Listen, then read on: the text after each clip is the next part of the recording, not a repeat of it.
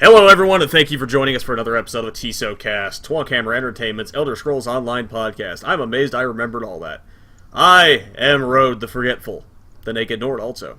And joining me today, we have Carlos, also known as Alistair of Vokandine and Legend Gaming. Hey, Carlos, what's going on?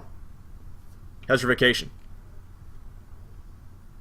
I'm betting he just stepped away to get his food that was supposed to be delivered right about now. That was awesome timing. I get it right, and he's not here. Oh, that's funny. That sucks. Oh well, keep on going. Ryan! Hello. What's going on? Not much. Supposed to get my cortisone shot today, and they say no. Oh yeah, that's right. Why'd they say no? Because it's not working anymore. So they're like, yeah, you're screwed. Oh, looks like you're going to the next stage then. There is no next stage, sadly. Wait, what's the injury? I forget. Back. Lower Oh, back. that's right, yeah. Yeah. There's more to it than just that, but I mean, I don't really want... Oh, hello. I don't want to go into detail on that. Yeah. Back. Hey, Carlos, we've already introduced you, so how are you doing? Sorry, I had to run and grab dinner. That's fine. The guy would just leave with it. Just Yeah. a good dinner. Yes, tell us what's for dinner tonight. It's just some Arab food.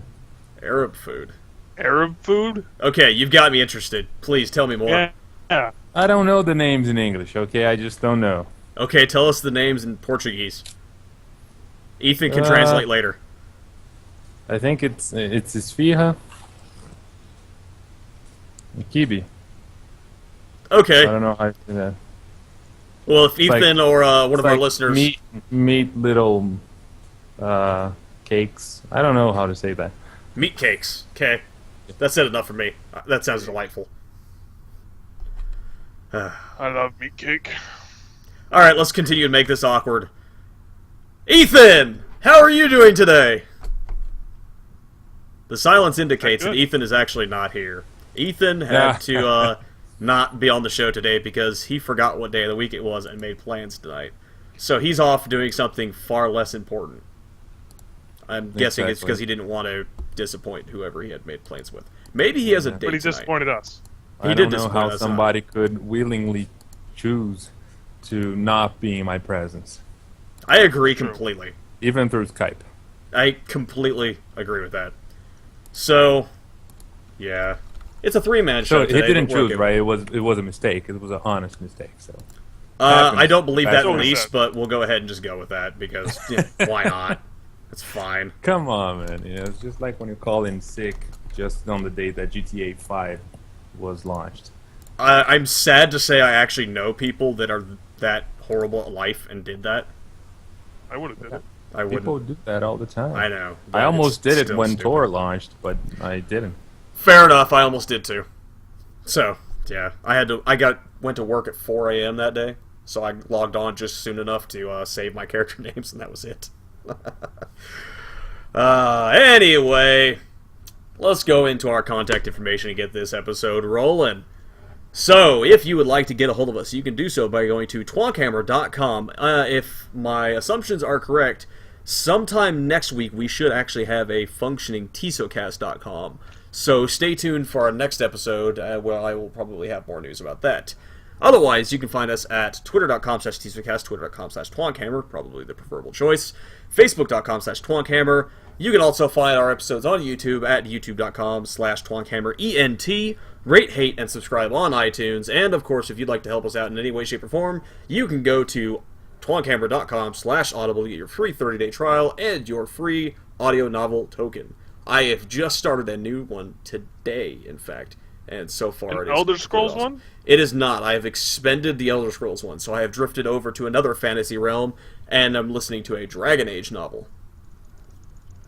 I love Dragon Age, so I'm pretty okay with that. Dragon Age is pretty good. It is pretty good. It's okay. Which one is it? Because I might have bought the book. The Calling. Did not buy that one. Yeah, that one takes place after King Merrick becomes king of Ferelden and stuff. But anyway. I've been debating on picking up the Legend of Driss Dungeons and Dragons series. Yeah, you mean Drizzle, the Dark Elf? Drizzed. Drizzle. Drizzed. Let's not go there because I will have a rage fit about that character. Anyway, D-R-I-Z-Z-D-T? Or just Drizzle. Just T. Just Drizzle. No L. It's Drizzle. Anyway, today's date is Middos, the 2nd of Frostfall. Only a few months left of the year, folks, which means we're getting closer and closer to launch every day. Of course, that's kind of how time works, I guess. Anywho, Yeah, time always moves forward. That's normally how it works. is it Pretty not sure. secular? Secular? Secular. I don't know. Circular? No, secular. Circular. I'm I don't making know. up words. Leave me alone. I don't know. Which is why Drist is correct. Drizzle. See? My logic works. Anyway, moving into this week's news. First up, we, of course, have the Tamriel Chronicle issue number 27. Where we get to see people much more talented than us, and even we are there. Well, talented in the aspects of art and music. But otherwise, we're awesome. So, accept it for what it is, folks. And it is awesome. Yeah. Moving on! I'm a little bit of a shallow person, aren't I? Anywho, A little bit. yeah. You can play Elder Scrolls Online at First Look. I have never heard of First Look until now, but apparently it is a thing, and it is in the Netherlands, which is probably why I've never heard of it. Maybe it's new. I don't know. But anywho, if you're in the Netherlands during, was it October 5th and 6th, you can play the Elder Scrolls Online, and then you can send us a message about how awesome it is and tell us your experiences. That'd be cool. Did I sell it? I don't know. That would be cool. Okay. Fair enough. Next up in the news, we have Creating ESO, the Clanfear. Clanfear. I don't know how to pronounce that. There's 2 N's in there, and the second N confuses me greatly. But anyway, we get a little insight into yet another Daedra, which, I don't know, it kind of looks like some kind of cross between a raptor and a triceratops. Maybe? Or? Yeah, it's kind of weird. It looks kind of cute, right? Doesn't it? I wouldn't call it Does- cute. I would call it vicious and terrifying, and not Right. something you want to run into in a dark alley, unless, of course, it's too large to fit in the dark alley. But if memory serves, you were also able to, which game was this in? Was it in Oblivion? I don't remember. Yeah, I don't know. I don't remember. But, oh well, it's fine. Anywho, any thoughts on this character at all? Since Carlos is back now after we lost him temporarily. Yeah. Well, I think Good job. I want to change my answer to that Dav question of the week from a few weeks ago, where he asked, "Which animal do you want as a pet?" I want a Clanfear. Now that I know the Clanfear, I think it would be very cool to have one as a pet. And since there are no dragons, right? Then I'll set for the Clanfear. Fair enough. Although, I don't think it'd make a suitable mount. By the looks of Nah, things. it's okay. I don't need to mount. It's just just walking around and grabbing stuff. For me, maybe a beer. So I was like, hey, go grab that beer. Doom Howl. And then he goes and grabs it and comes back. Yeah, sadly, I'm gonna have to agree with you on this one. I do believe that having a Clanfear would be a little bit cooler than having a Corgi. Of course, I also have a thing against small dogs, so yeah. If it's smaller than a football, it shouldn't be around. If it's as small as a football, it can also function as a soccer ball. Football? Well, that Yeah. works too, I guess. Yeah. I don't know if you could use a football as a It's soccer ball. It doesn't football roll. and American football. Soccer is a word that you guys made up because you stole the name of football. Being that we are Americans, well, at least I am. He's part of America. Then again, you're also part of America. I So am not technically, part we're of all. America. You are, as a matter of fact, part of America. We're all Americans Part of here North in America. some weird, strange form. But anywho, being that I'm American, it's okay if I create words because that's kind of what we do. I see. It is Just like elevators. just like elevators. What? Yeah, I didn't get that either. British say lift and you say elevator. Well, yeah, Lift is much they say correct. flat over there instead of apartment. So Because they're weird. yeah, exactly. Damn Brits. There's actually one of them in our chat right now, so that's why I'm Oh, saying since that. I'm not from the United States nor British, I can choose whatever word I want to use. You should use both of them. A flat apartment. Yeah, There's people in the chat. I just randomly pick one. Yeah. Just in the middle of a sentence, you just switch in between the two of them. And sometimes I even start like lift. That's a hell of a lift. Anywho, I think we've got off of Lift to a weird Vader. direction already. Well, it's weird because I actually got called on this the other day. Since you guys are talking about like languages differences. Tell me more. When I'm writing, I write the word color and favor and flavor and all that both ways when I write. Okay, It's that's not weird. consistent. Yeah, that's weird. It is. It's very weird. Being that Like, it you're depends on on this who I'm side of the talking to. If I'm pond, you talking need to to an not American- use the you. And that's wrong though. But if I'm talking to an American, that's when I get it confused. When I'm talking to like someone who I know is Canadian, I'm always right. It's really I don't get it. My brain's all.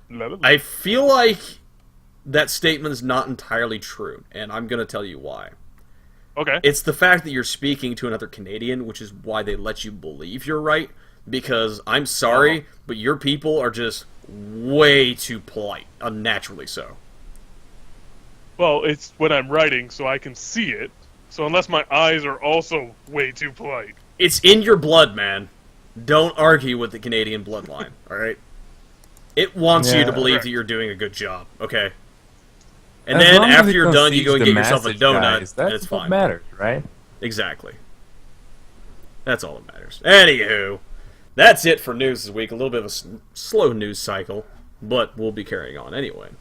So, moving on to the dev question of the week. Developer question of the week, number 40, which comes from Brian Wheeler, lead PvP designer. I love him. We all do. Especially Yeah. Carlos, considering he's kind of designing Carlos's only aspect of the game. So, yeah. Anywho, a call to arms goes out, and every man, woman, and child is escorted into Cyrodiil. I wrote that wrong. I don't know why I put that. Anyway, What did you write? I put efforted. I think it's because I was using the closed captioning, and I was speaking with someone over Skype at the time I did this. So the closed captioning is wrong. That or I'm just completely wrong and it's right. I don't know. Anyway, moving on. Will you join the main ranks and siege castles? Will you go deep into enemy lines and take out the enemy from behind? Or will you simply run around and kill the poor hapless fools rushing into your territory?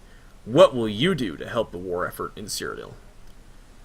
Let's start off with our resident PvPer, Carlos. I'll take the enemies from behind. Just Yeah, kidding. you will. And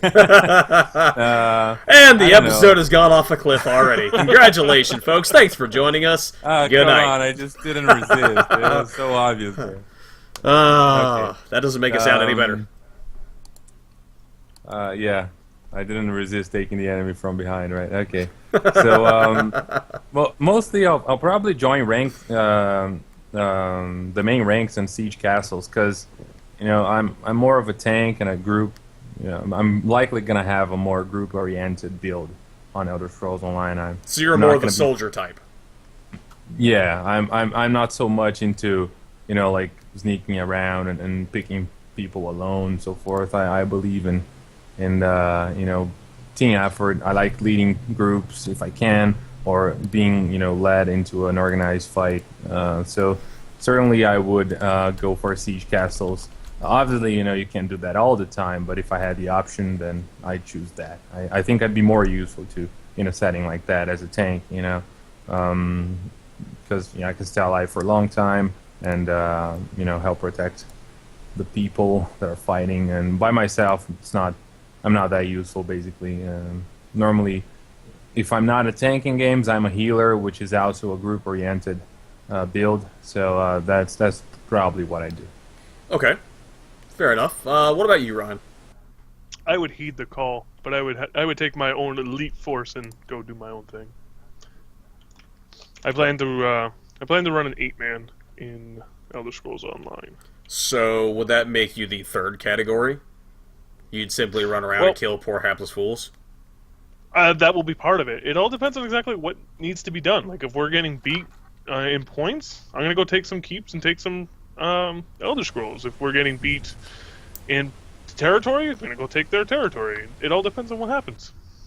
But my 8-man group is going to just basically rule the entire city. Yeah, I feel that Cyrodiil is going to be big and dynamic enough that you can go in with whatever group you have, and then you look at the scenario and you say, okay, let us check the situation of my faction, and then you see where you can contribute more, and you go do that. It's like, well, we can attack here with this group because we can take it, so let's do it. And it kind of depends, but on this hypothetical scenario that Brian proposed, and you have like 3 things to choose, and like it doesn't matter which one it is, I'd go for the castle siege. All right. Yeah, see, I don't think I would pick any of them. I plan to do all of it. Yeah, I plan to do all of it too, but if I have to pick between all Well, yeah, of them, I think that's really the point, is of the 3, which one is you more like the appealing most. to you? Yeah. If I had to pick, I would say option number 3, going around and killing the helpless souls that are running around trying to do something productive. And I'll just go, no, you. Yeah, that there is a very useful, that kind of people who like killing, killing people just for fun, running around, kind of not in the main fight. They make great groups for intercepting people trying to run back when you're attacking. Yeah. When I played Dark Age Camelot, I had an 8-man in there that I ran, and when I wasn't doing that, I was playing my Shadowblade. And for anybody who doesn't know what a Shadowblade is, the Shadowblade character is the stealther. It's the one that would just walk around and kill people from stealth. It was a rogue. But I would sit at the mile gates. It's the choke points that everyone would sit at, and I would watch like zergs of like 50 to 75 people run right past me. And I would just sit there and wait, because there's always Stragglers. 1 or 2 stragglers. It's like, hey guys, wait for me! And I'm like, thunk, dead. Oh, there's always a straggler. Just gotta be patient. You And they're the murderous best bastard. kills. But they're the best kills, man. They're so much fun. Because especially as a stealth point of view, I hate it. I loathe it when it happens to me. And I know the other guy on the other end's going, because I would be. But it's just so much fun. You just pop it out of nowhere and they're all like, oh crap! Yeah, I love it. I love the sneakiness. Well, as for me, as we already know that my character type is not going to be the stealthy type whatsoever, which rules out option number 2, because you'd actually need to be able to sneak around the enemy unseen in order to pull that off. I could see myself doing option 1 quite well. Like you guys, I'd probably try to go into whatever role suited my feeling at the time or what was necessary. But given this is a situation where you need to pick one of the 3, I think I would also fit more into category 3, simply because I like, running around the area, seeing what's going on.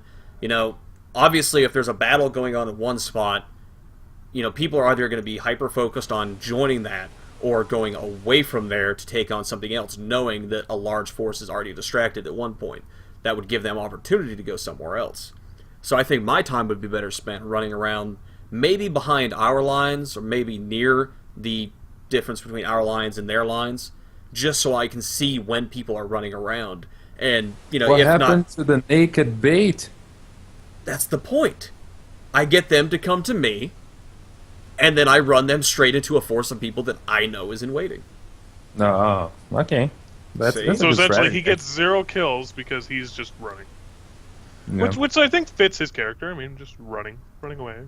Running away until they're distracted, in which case, then Yeah, I go you to can- option 2.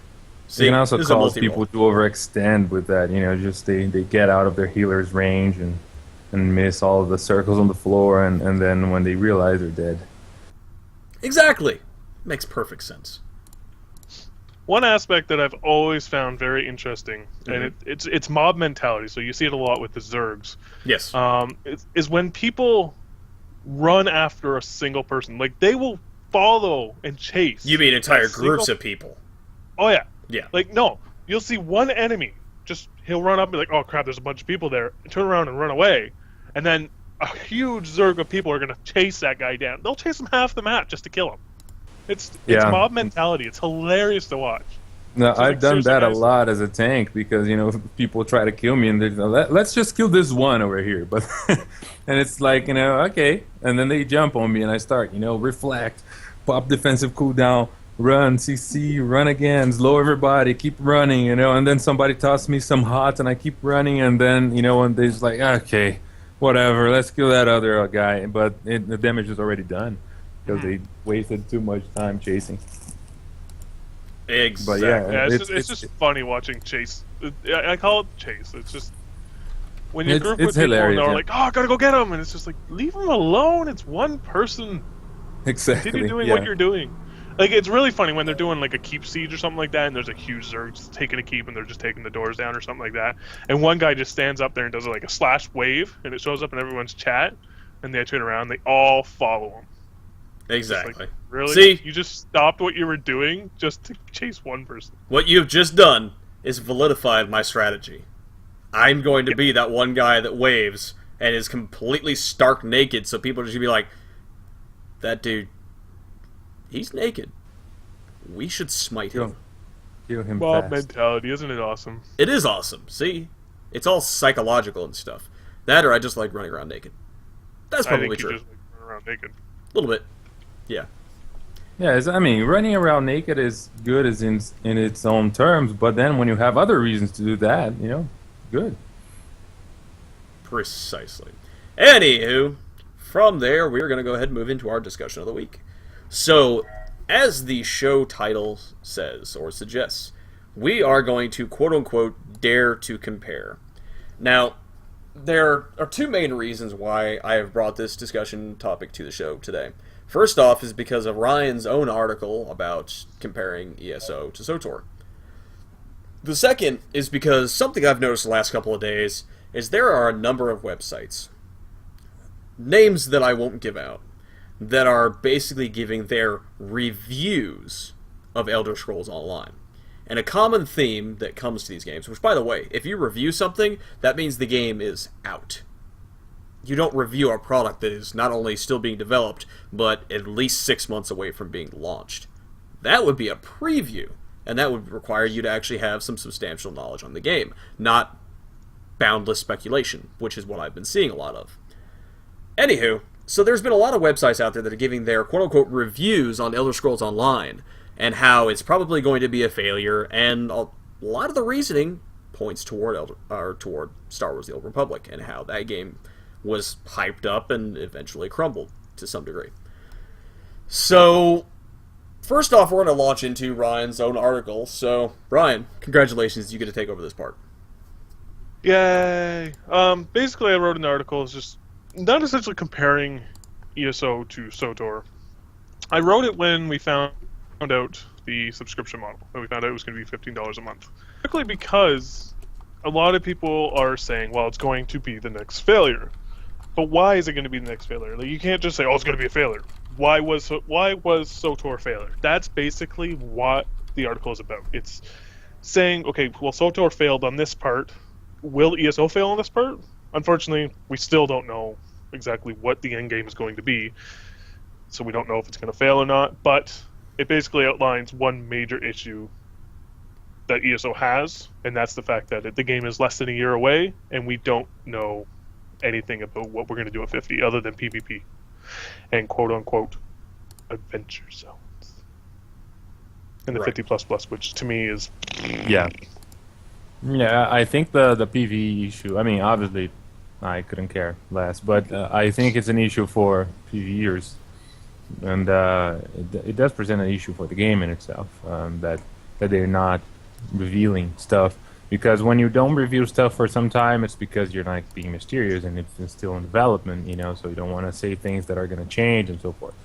I understand that, and then, a couple months pass and you still don't reveal the information. Well, probably, still testing, people are still getting, you're getting feedback and changing stuff and adding new content, so it's better not to talk about it. Now, if more months pass and there's still nothing, then it's probably because there's nothing, right? It's the general consensus that, they're holding out so much on revealing what adventure zones are going to do that we're probably going to be underwhelmed when they do reveal. It's like, well, it's going to be this. I'm like, really? It's like 6 months for us to tell us that it's going to be that? That's the feeling that I think I'm going to have. I could be surprised, obviously, but it does present an issue, I guess. Right. Well, I called it back in the day when they had the tight lips on everything. When the beta came out, I said they're going to shoot themselves in the foot. When the beta comes out, there's going to be a lot of leaks. And there kind of was a lot of leaks at the time. Like, I mean, there still is a lot of leaks. Yeah, there certainly are. But the reason there is because people want to know this information, and human nature is to, hey, if I get this information out there, people are going to like me. Fortunately, no, most people kind of hate you for doing it, but Well, I mean, subconsciously they're like, oh, thank you. early on, But this- after the release of the show, we talked about a video that was released. We mentioned that a video had been released by a YouTuber who, quite frankly, was only releasing the video to try to give the game bad press. That was his only intent. Yeah, and a lot of people are out there to do that. Like, a lot of people just, hey, you know what, this game, quote unquote, sucks. Let's show off the crappy parts. I mean, it's Right. beta. There's going to be crappy parts. Absolutely. Even when the game comes out, there's going to be crappy parts. No game is perfect. You can't please everybody. No, that's to But- be expected. But when they hold off such a massive part of the game, I mean, I've always said that endgame is the heart of an MMO. I mean, what happens at level 50 is where the game actually starts. Leveling in an MMO isn't playing the MMO. I mean, that's a small chunk, an incredibly small chunk of your time in comparison to what you do at level cap. Take an example at World of Warcraft. And again, I talk about this in that article. From level 1 to 60 at vanilla, it took you, 3 weeks, maybe? But how much of your time did you play? Say you played for a year. So 49 weeks of that game is devoted to endgame. If you played more than a year, I mean, just extrapolate that. I mean, that's a lot of time in comparison to how much you level. So leveling is a small part. Of course, it has to be fun, but endgame is the most important. And we don't know anything about it. And and the end game community. I mean, there are people who play the game in ways that don't require an extensive end game. You know, people who are explorers and run around and run alts and keep doing other stuff that they have a different focus on the game, right? And that's understandable, but that's a minority, and they don't. These people do not sustain the MMO community. I mean, if everybody leaves and just leave these people playing the game, then the MMO is pretty much dead. There is no. So like without knowing what's going to happen or what's going to be there, we make our own assumptions, and that's probably the biggest thing ESO has against it is the player base making assumptions. We're gonna be let down, and we're gonna feel like the game is a failure because it's not what we expected, because they did not give us an idea of what to expect. Well, right there, that is one of the biggest similarities that I've seen from having waited for SOTOR, several years before the game even came out, and what I'm seeing the trend of now with this game, a good long time before the game's even going to be out, is that not just the big quote-unquote game news websites, but the fan base as a whole is really, really hyping this game up. They're imagining that it's going to be everything. The term WoW killer gets tossed around like candy, which, yes, I know, everyone on this show hates that term, and rightfully so. And, maybe it's just because I walked into the Old Republic believing it was going to be one of the greatest games ever, which, personally, I don't think that it was a complete failure, because it has kept me playing it to this day. So, But for me, you don't have experience elsewhere. no, Elsewhere, that's fine. But what I'm saying, which it is, but that's why you don't see the failures comparison to the other things. Right. I'm not saying you're wrong, but you just don't have the knowledge as to what people are comparing it to. No, I understand. I'm perfectly aware of that. But what I'm trying to say is, I'm walking into this game much more cautiously than I did the previous game. Even though I still enjoy the Old Republic, I'm not blind to a lot of the failures that it had. I'm not blind that there's a lot of work that can be done to this day. And in fact, for those people that listen to this show and also listen to TOROcast or have previously listened to TOROcast, they will know that when the Old Republic does something wrong, I'm going to be the first one to say it. And, that's not going to be any different for this game, but I'm not going to walk into this game believing that it is going to be the Jesus of games, in a manner of speaking. I'm trying to look at this game much more critically, and that's kind of the main reason why I'm looking at this too. Is while I want people to be excited for this game, and I want to be excited for this game, and I am excited for this game, I don't want people to get their hopes up. I don't want them thinking that this is going to be the greatest game in the world. But at the same time, like everyone else, I want it to be a fantastic game, and I fully believe it will. I think it's it's what Ryan said, and it's the fault of the marketing department they're not portraying this game as just a game. You know, they're not just saying, "Hey guys, we have a cool game here, and here's the mechanic. Here's how here's the direction we want to go with PvE. Here's the direction we're going to go with PvP." They're doing that with PvP, but that's it.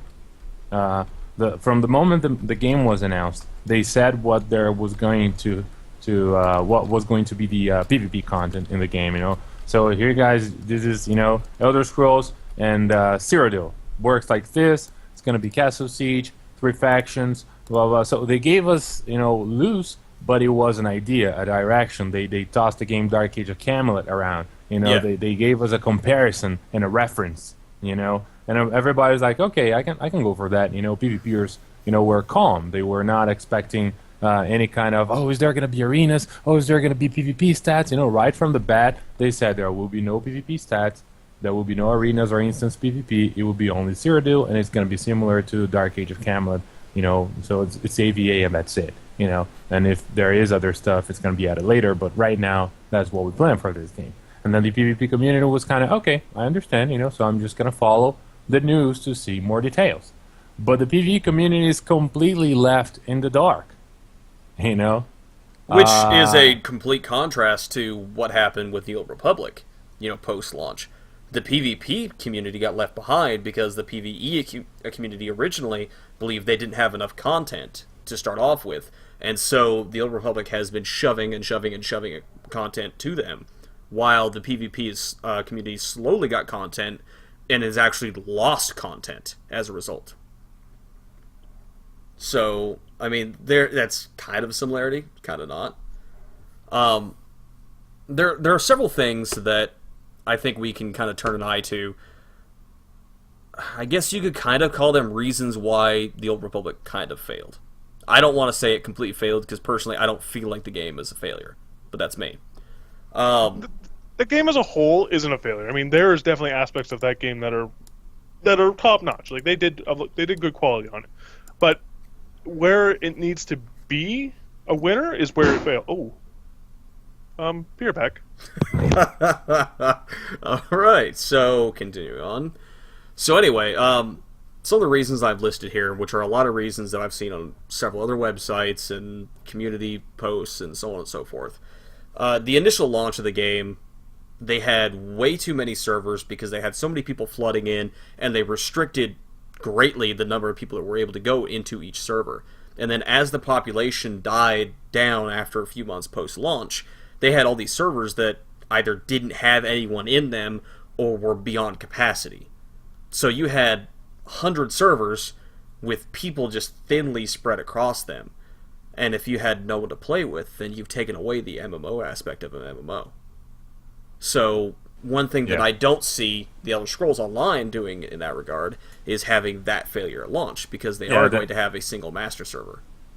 They didn't have in Tor they had the smoothest game launch that I have ever seen. Ditto. But that's because they overestimated the amount of people who were going to play, and then for the first weeks, the amount of servers that they have and everything was just right. Nobody was getting kicked, crashing. There were no queues, really small queues. When they happened, they were really small, and they didn't last for long. So it was great. But then, like 1 or 2 months after launch, it it was too many servers, right? Too few people, right? And then they had that logistics problems. There are no character transfers. How are we going to do this? We're going to have to do merges, and that complicated a lot in the first 6 months. And it took a long time to actually go into effect. Yeah, exactly. It took a long time, and people got bored. Many people dropped because their servers were empty, and even after the merge, it didn't fix the problem, And for some servers, the merge actually worsened the problem. So, it's because they merged different time zones. So it's like, you're merging Pacific time servers with Eastern time servers, and then people just don't play at the same time, and they get bored and leave anyway. So there were a bunch of logistics that complicated the life of BioWare with right. that. And at least we know that that's not going to happen on Elder Scrolls Online, because the mega server already, everybody's on the same server. So even if they have to transfer people from campaigns and like play Which a they've little already bit talked with, about that feature being in there being in at game. launch. So Yeah, you can buy with Alliance Point. Exactly. So, the players kind of balance themselves. And so, all of that, we're not going to have those problems. So, I mean, logistically speaking, Elder Scrolls Online is much better organized. right. So that's a relief, I guess, for people who play Star Wars and were left alone on the Phantom servers. Right, and to your point, there was in the Old Republic community. There's this kind of catchphrase that BioWare had pre-launch all the way past launch: soon, soon, soon. They Was were there TM? constantly yes, there was.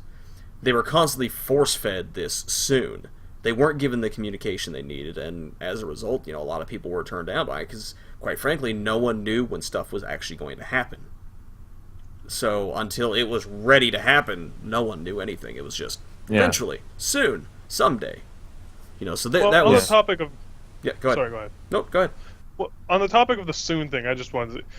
Star Wars did something really cool. Star Wars did something really cool that I really hope ESO does. They did a Right. guild summit, which I thought was really cool. It got the community involved into, instead of just the reporters, like the media involved, it got the guilds involved, and that's, I think, a very important aspect. But one of the things that they did is they had like a round table kind of thing where they invited the guild leaders to come up and ask questions as to what they want to see in the game. One of the things that someone brought up was, hey, why is there no ready check? And they said, what do you mean there's no ready check? That's not in the game? The fact that they even questioned, hey, why is that's not in the game? Like, it's your game. Do you not know what's in it? Yeah. But they said, okay, we'll put it out in the next future patch. It's still not in the game. Ready check's in the game. It's Oh, in is the it game. now in the game? Yeah, it's been in the game. It came out with the expansion. Yeah. Okay, my mistake. Oh, so it came out with the expansion that happened a complicated year later. that They had to add an expansion to put. Exactly. It was so amazing. So, But that goes exactly with what you said. I mean, they promise something and underdeliver, whereas ESO, I think, is trying to not promise but over-deliver. You know what I mean? By not giving people information and saying, hey, this is your game, is what their mind is set on, I think. which I could agree with that, yeah. And I personally don't have that much of a problem with it, except for when we don't have much of a news cycle, in which case it Yeah, and then is you get...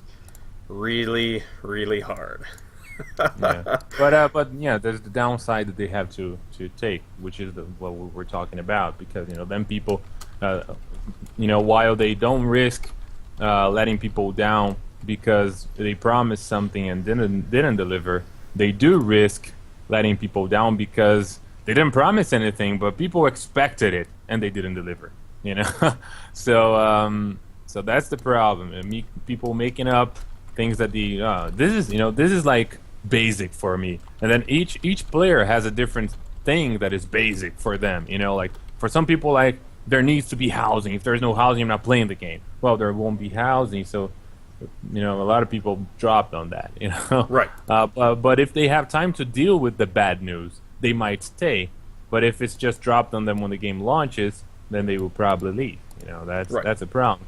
When you know what you're going into, and you have time to think, and you have time to analyze the situation, and and so forth, and don't get you don't rage quit essentially, But if they don't say anything, then they risk a lot of people just rage quitting because they get into the game and it's not what they wanted, and it's not what they expected, and they go into the adventure zones, which they're not talking anything about, and they're like, well, this is underwhelming. I don't like it. They made such a we have Adventure Zone. Oh, Adventure Zone's this, Adventure Zone's that. And then we now still don't really know entirely what Adventure Zones are. We don't, and then, there is a risk of people just assuming a bunch of stuff and then going in there. That's already happening. So. Exactly.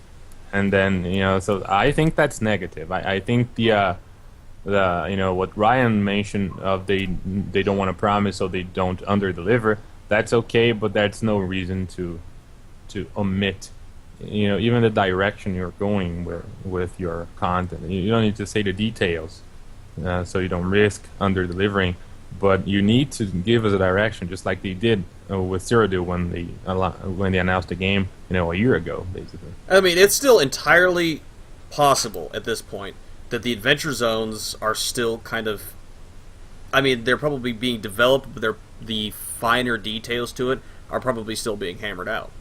And I mean, if they don't want to give us the information because they don't have the information, fine. Yeah, there is time, but it's not much time.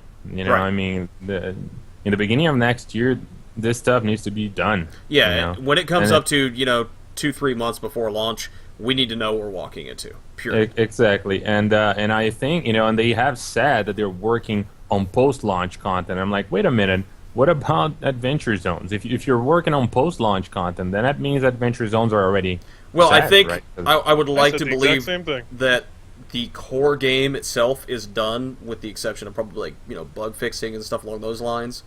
But I think what they're trying to do is, and don't take my word for it, but I'm of the belief that they are trying their damnedest to get the Adventure Zones in at launch. And from what I'm hearing in the way they're phrasing things and the lack of information they're providing us, is that they probably don't have it done, and they don't have it done to the point where they don't know if they'll get it done. And if that's the case, if they're rushing to get it to us so that it does come out at launch, at least the first Adventure Zone or whatever, then by all means.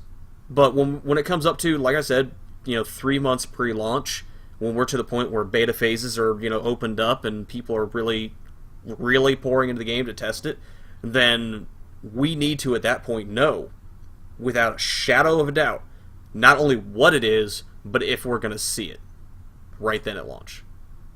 And if they don't have it done but like a month or two after launch, if they don't get it put in by then, I personally don't have a problem with that, because the only people at that point that I believe will be at endgame to experience that will be people like, well, you two. I'm not saying I won't be. I probably will be too. I mean, that's a very distinct possibility. The thing is that if you don't deliver these things at launch, you shun away the hardcore guilds. Yes, and I understand that. They're like, well, we don't have anything to compete with, so I'm going to play something else. And I firmly believe they know that too.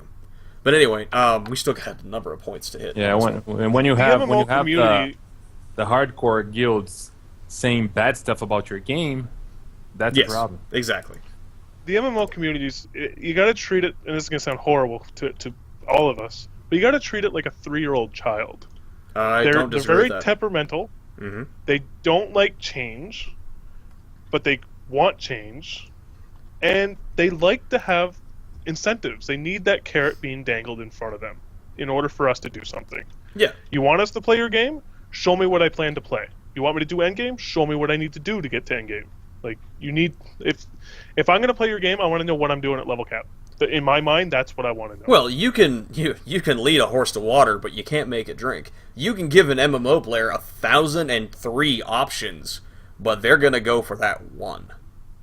Oh, of course, but I mean, they need to have that carrot dangled in front of them. And right now, the only carrot they're dangling is PvP. Yeah. The 50++, I mean, to an endgamer, to an actual MMO player, it's added fluff. It's like daily quest. Extra content. It's there, you do it, but nobody's going to be like, oh my god, I want to do this. It's extra content and an excuse not to make another character.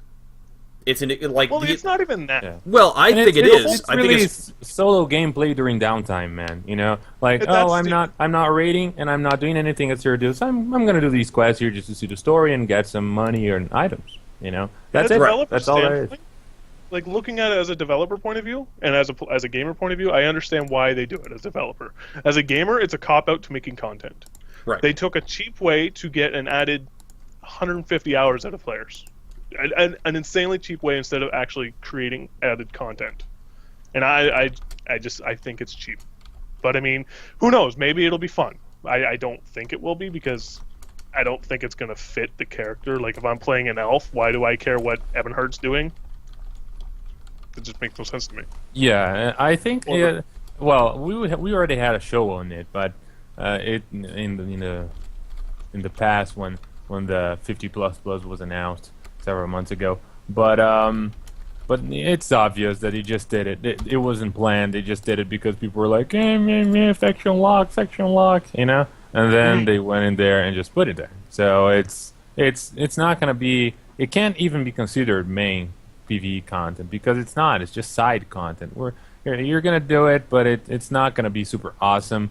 Most people are not going to be immersed in it because, like you said, it's another faction doesn't make any sense. And it was rushed in the game. It wasn't supposed to be there. So I'm not even paying too much attention to 50 plus plus. I want to see what they have for the competitive PvE players, but it doesn't seem like they have anything, and that's Right. the problem. All right, so moving on to, the next couple of features before we get into, a few other things. So, one of the big complaints about the Old Republic, and, for those that are listening in that are part of the ESO community, obviously that's why you're here, we're comparing this, again, because there's been a lot of comparison, and we kind of want to agree and disagree with a lot of these. We're giving our opinion on the whole SOTOR and ESO subject. A lot of people claim that there was a lot of lack of innovation with the Old Republic, and I'm sure neither of you are really going to disagree on that end. The way I see it is that a lot of the mechanics, and this is what I've read as well, is that a lot of the mechanics in the Old Republic were compared to WoW. And, to this day, everyone calls it a WoW clone, and I'm not going to say that it's not, because from what I've seen... everything it is. SOTOR had, it's in WoW, except for the questing. Right, and that's what set that game apart.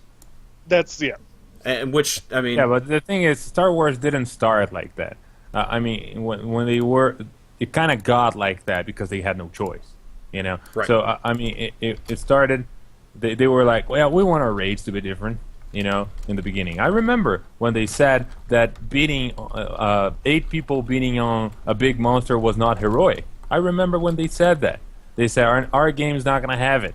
And what is the first boss of the operations on Star Wars? It's a freaking big robot where everybody has to gang up and beat on him. It's exactly what they said that they were not going to have. And they said that they were not going to have this about a year before the game was out. But then they saw that, actually designing raids and content that is not like WoW and actually having to think and balance on new mechanics is not easy. You need to know what you're doing. And Right. BioWare had never done an MMO. So they kind of just copied WoW because that's what, they had time to do.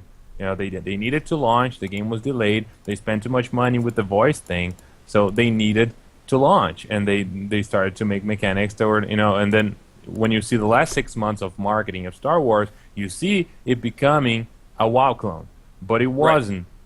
It wasn't a shameless WoW clone up until about 6 months before launch, and that's when they started. Okay, we have operations, guys, and here's the first boss, and everybody's like, "That's WoW."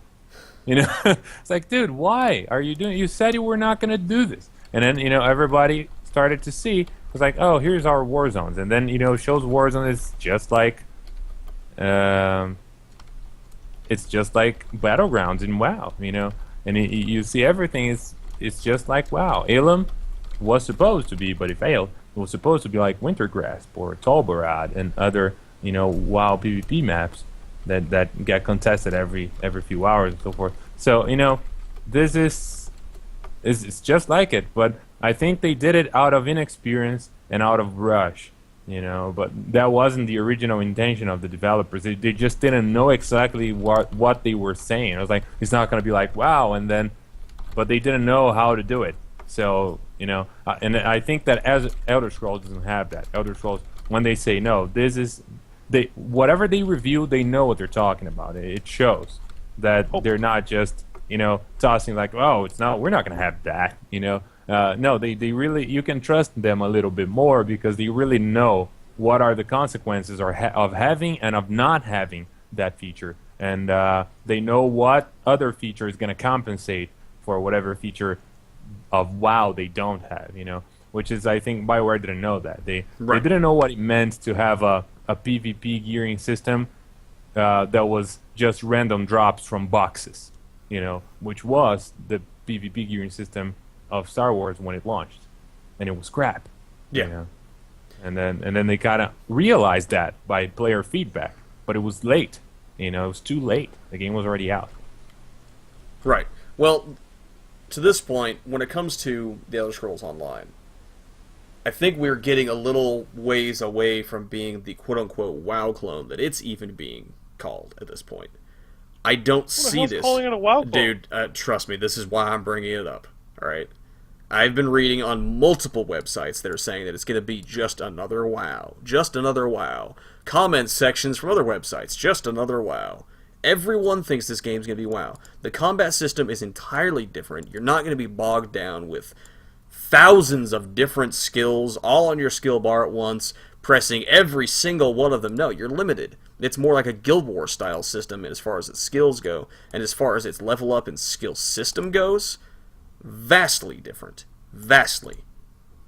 If anything is going to set this game apart from me, at least from what I've seen in other games, it's probably just the skill system alone.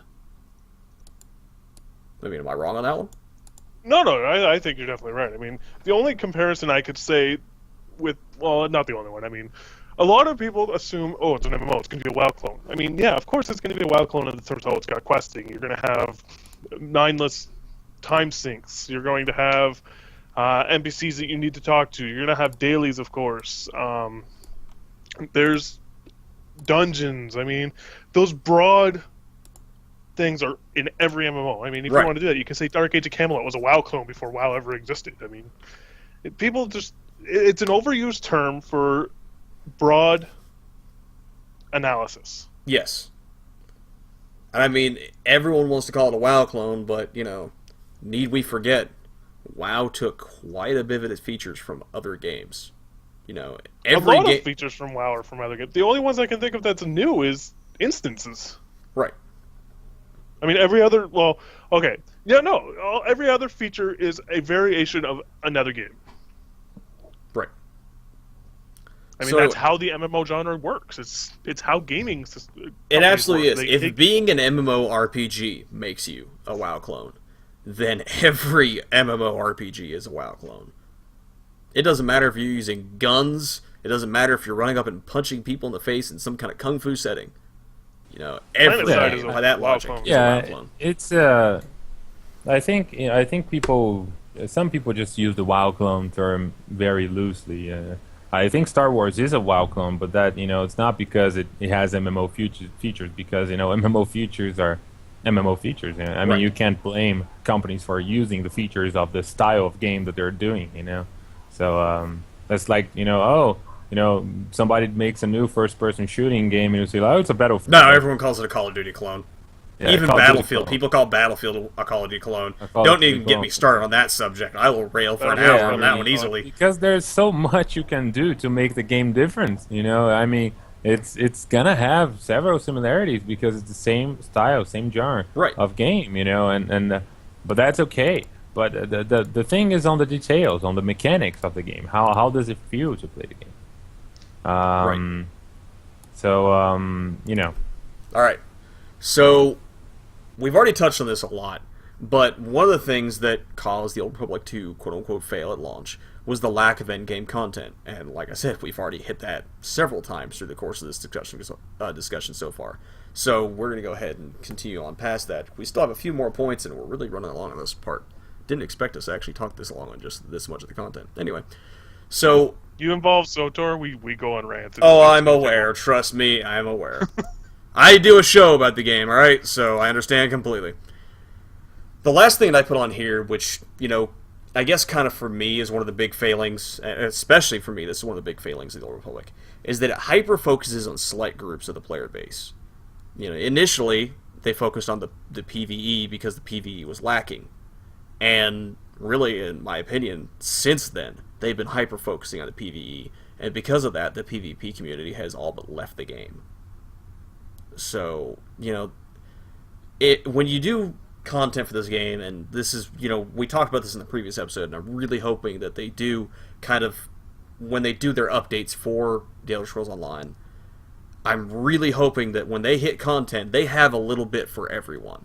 You know, it's fine if you're releasing a PvE patch or a PvP bulk content, so long as the PvP community is not being left out, so long as the exploration community is not being left out. You know, sure, the RPG or the RP community is probably going to get shot in the face every, you know, which way. I've already railed on that in several episodes. But so be it. Well, Use your that's an imagination, interesting folks. thing. That's all you got going for you. Well, this game is weird in terms of what you just said. I mean, if they release PvE content, they got to do something for PvP, or at least kind of include them. So Yeah, they the way feel the like Cyrodiil they is set up, they really do have to. But do it that how way. do they do that with this type of game? I mean, it's a Dark Age of Camelot clone in the terms of PvP. Dark Age of Camelot rarely saw any PvP updates other than when they released the New Frontiers and the New Frontiers. I want underground battles. I want sea battles. There are more battlefields out there we can expand the war to. Hell, who's to say that... But how do they do that balance-wise? I mean, then they would have to include more keeps, and how do they get people to play other areas? That's where it's going to get really tricky with this type of system.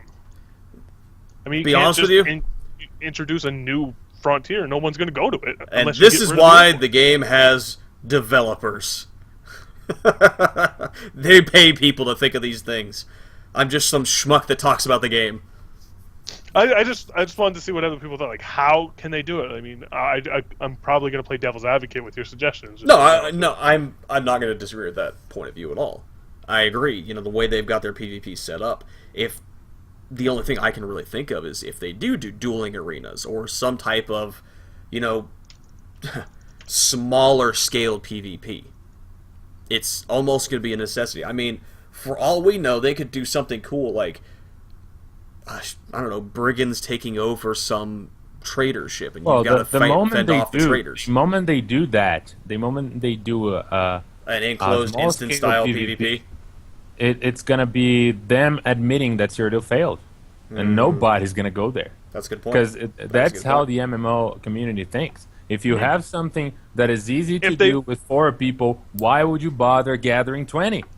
You know, if it was introduced after launch, yes. If it was introduced at launch, I would disagree. Yeah, yeah.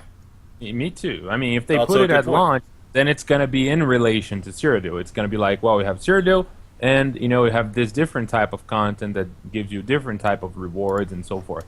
But if in the end they added, you know, like Star Wars is doing with the arenas now, and they're like, well, we're removing ranked war zones and we're putting in arenas. You know, it's the same thing if they just added, oh, well, we're shutting down Cyrodiil and we're going to add this instance type of view. Because, you know, that would be directly or indirectly saying that it failed. Because if it didn't, then they wouldn't need to introduce such a small content, you know? Right. So, well, I guess from that point, before we move on to the final part of our discussion, I'm going to ask you both this very seriously. From what you've seen of Cyrodiil to this point, do you think it's going to be enough to hold people's attention until 2, 3, 4, 5 years from now? No. Carlos? Sorry, I was paying attention to the chat. What was the question again? With what you know of Cyrodiil to this point, do you think it's going to be able to hold people's attention until 5 years from now? 5 years? That's too much. No. Maybe 1 or 2. 5. It depends. I don't see 5. With the information that we know now, no, it definitely can't. I mean, if they do what Dark Age did with the... I don't know... How many of you guys played Dark Age? Did you, Carlos? The answer is probably I no. did not. Okay. Well, in Dark Age, every time you killed somebody, you would earn realm points, and it would level up, like a PvP kind of level up, and for every level up you would get, it's called a realm rank. And every realm rank, you got a point that you could put towards another skill. Certain skills cost 5 points, certain skills cost 10 points, so you'd have to save and accumulate them.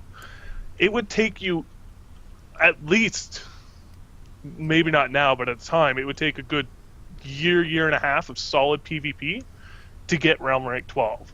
I have 3 characters at a realm rank 12, but that just means I have no life. If they did something like that, where people felt like they were actually progressing their character and getting stronger as they played, yes, it will definitely last. But with the information we have now, it doesn't sound like they have that system. I don't think it will. I think it'll be a really cool flavor of the month for 2 or 3 months. All right. Okay, so, given that silence, I believe it's time to move on to the final part of this discussion. So, I made a small list, and we're going to try to move this a little faster than we did the previous topics. A small list of similarities to the Old Republic, which I don't find them really to be a bad idea, but just things that I've noticed so far. I've mentioned it really near the top of the discussion that there is a ton of pre-launch hype. Hype's not great. It's great for marketing, but it can also spin wildly out of control, and, well, hopefully it doesn't for this game. The payment model, well, it's going to be a monthly sub, just like the Old Republic, and even when the Old Republic was launching, people were claiming that the sub model was dead, that the Old Republic would be the last game, and as we've seen just within the last few months, that's not the case. There are 3 large titles that are preparing to launch within the next year that are all going to be subscription-based. Really, this game is going to attract a ton of the single-player market from the Elder Scrolls games, just like the Old Republic attracted people from the Knights of the Old Republic titles. So we're going to see those players, and, there's no doubting that a lot of those players, that when they show up, they're just going to leave. They're going to realize very soon that the game is not for them, and, they may make it as far as leveling up a single character through the story once, and that'll be it for them. But then again, as we know from all previous Elder Scrolls titles, one does not simply finish an Elder Scrolls game. The game is going to be based around a single-player experience, for the most part, a single-player story. You're going to have parts of the game where you will be by yourself, period. You will not have companions with you. You will not have other players, to talk to you. Nothing. It's going to be your experience. And that's really something that the Old Republic did phenomenally well, but probably not to their benefit. The story was great. I have no doubt the story in this game is going to be great. But really, once people get done with the story, that's probably going to be it for them, just like, as I said, with the single-player audience. The game, to this point, promises a lot of features and quests that won't be just as simple as, hey, go get me 10 apples, or hey, go kill 10 wolves, or hey, go save 10 farmers from that cave over there. They promise that there's going to be a lot more to it than that. But then again, so did the Old Republic, and really what it came down to is, yeah, they had those quests in there, they just made you care about the people. They made you actually feel a little bit bad, except for Ryan, because he's a bad person. It's true. See? There you go. And I think the number one thing that I really, really enjoy about this game, which I can compare to the Old Republic, is that the developers are acknowledging their fans. Back way when the Old Republic used to have what was called Fan Friday. And, well, that's died in a fire horribly. But so far, from what I've seen with, the Elder Scrolls Online, with ZeniMax, they're doing a phenomenal job keeping track of their fans. And, while we do kind of skirt over the Tamriel Chronicle, because, frankly, it's not news, it's there, and it's there for you. And yes, we are even people featured on that. It's not something you should ignore. We do just skirt by it. But for us, it's going to be the same thing every week. And while I do go through every week and enjoy the content that's there, I'm not going to talk about it. Maybe we should. Maybe we should dive in that a little bit. I don't know. It's hard to dive into it because it is like you said, it's the same thing every week. I mean, how much can you say about someone's drawings? I mean, they're fantastic drawings. I mean, I can't come close to anything that they do. Oh, I sure as hell can't. How much can we say about it? I mean, hey, look, this person drew an elf, and it's look at the brush strokes. I mean, he did it with his left hand. It's fantastic.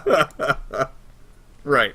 Like, what can you say? I mean, yeah, it's great. You did a fantastic job. I know shit about art. That's about it. Right. So, I would love to go through it. But so, what about you guys? Is there anything else, the similarities drawn between the Old Republic and the Elder Scrolls Online that you feel is fair? I mean, are there good things about the similarities? Obviously, it goes without saying that they're probably watching what happened to the Old Republic and trying to prevent that from happening to their game. But is there anything else, similarity-wise, that you find is a good thing? Or have I pretty much hit the main topics? Well, I mean, I don't see. Well, SWTOR's leveling experience. Sorry, go ahead. Well, yeah, I think the voice, the immersion aspect. I think Elder Scrolls trying to mimic that with less actors voicing and doing the voiceovers. As long as I know. they steer away from like the previous titles where they've only got like 6 people doing the voices for all it's like I was 3,000 characters in the discussing- game. God Yeah, help it's- us. Yeah, but it's they have to find a good balance because it's like I was discussing on the chat. I don't know if you guys were following. Yeah, with am. one of our people that are following the vlog right now. The Star Wars was very expensive when it comes to doing all the voiceovers, but it wasn't that expensive. But it was expensive enough that they couldn't continue. If they're doing too much of, they're using too many actors to do the voiceovers, then they risk making it very hard to continue the content, because then they have to hire the same actors again, and every time Yes. a character needs to make an appearance, they need to hire that actor again. So Elder Scrolls just needs to be careful with that, so that their content is easily progressive. It's easily stretched without the need to gather a bunch of actors all over again and do long and boring studio recordings and so forth. Because if they're not, then they risk falling on the same traps of Star Wars. If you play the expansion for Star Wars on the Empire side, the only Dark Council member that you talk is Darth Maul. And why is that? It's because Darth Maul is more important? No, it's because they didn't have the voices of any other. I'm sure. They limited the amount of characters that make an appearance on the expansion, and that's because their resources are now limited. So they have to be careful with that. But it's necessary. I mean, I think Star Wars kind of raised that mark a little bit, on the market. After people saw how immersive it can be to have voice acting on the game, on MMOs, which wasn't the standard, I think it now is the standard. All MMOs are trying to do voiceovers because it is important.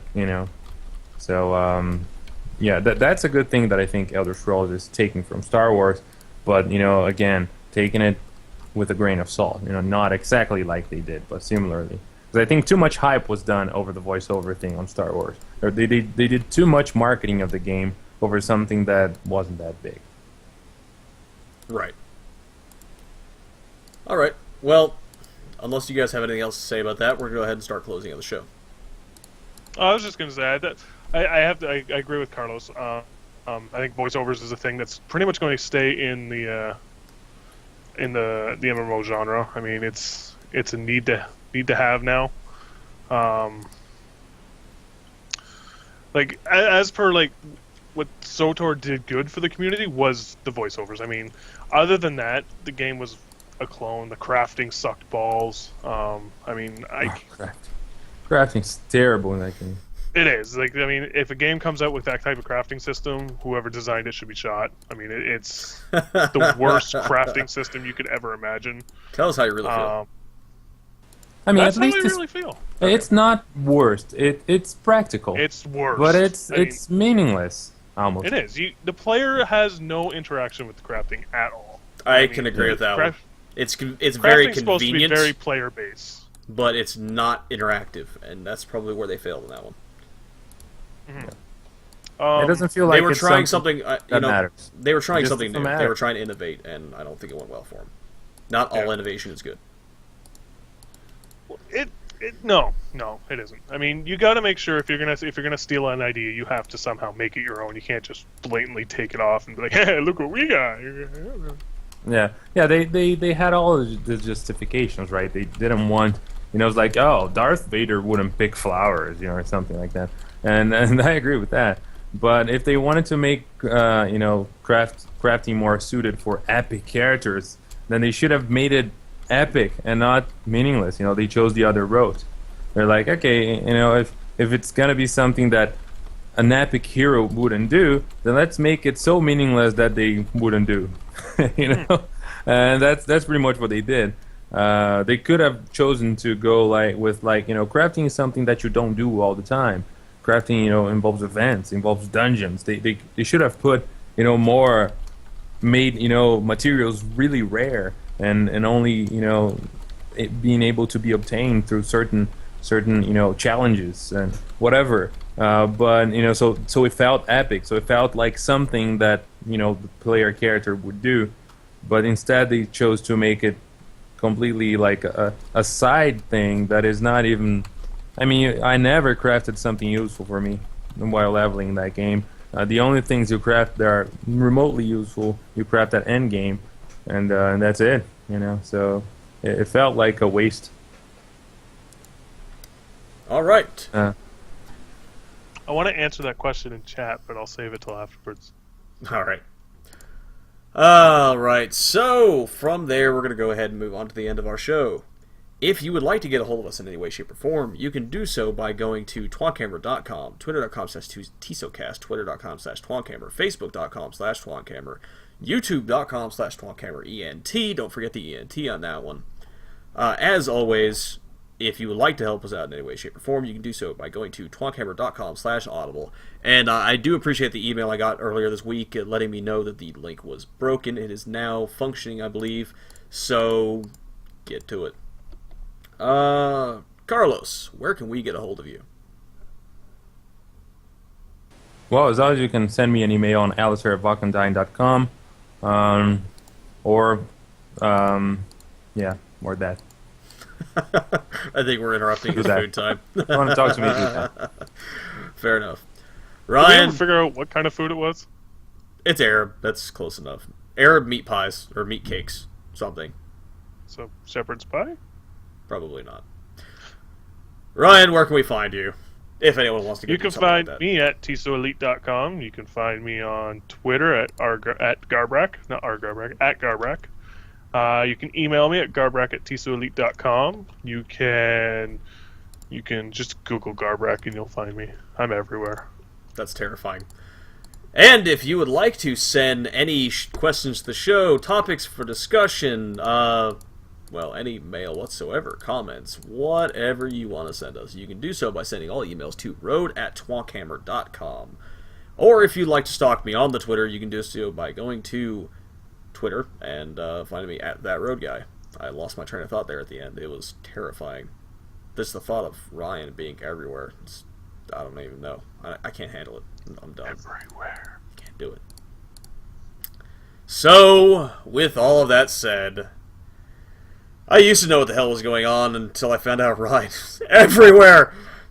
Talos, help us.